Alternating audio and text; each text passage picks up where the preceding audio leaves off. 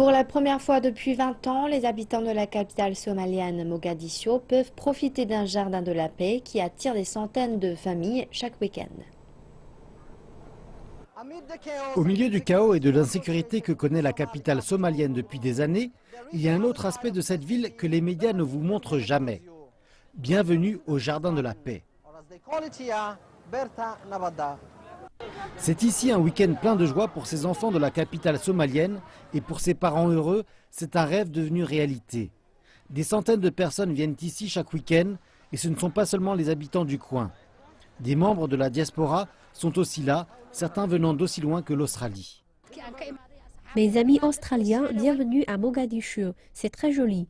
C'est mon message au monde. Nous voulons transformer le récit que les gens se font de la Somalie. Nous sommes venus ici pour fêter le vendredi. Je n'ai pas d'amis ici, mais je vais m'en faire aujourd'hui. Tous ces gens sont gentils et bons aussi. Pendant maintenant plus de 2 décennies, les enfants d'ici n'avaient pas de terrain de jeu et encore moins de jardin de la paix. À présent, les habitants disent que celui-ci est un signe que la vie ici à Mogadiscio retourne à la normale.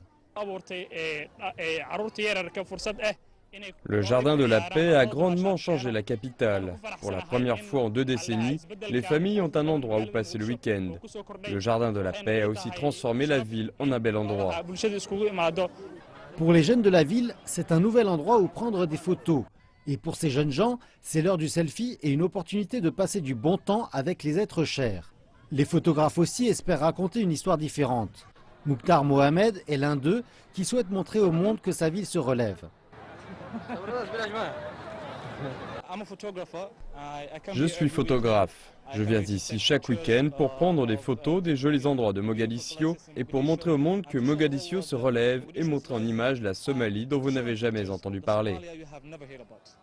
L'amélioration de la sécurité constitue un développement important dans la capitale et Mukhtar espère que ces photos peuvent aider à transformer le récit que les gens se font de Mogadiscio, d'une ville fantôme et d'un État en banqueroute, à une nation paisible et une destination de tourisme possible.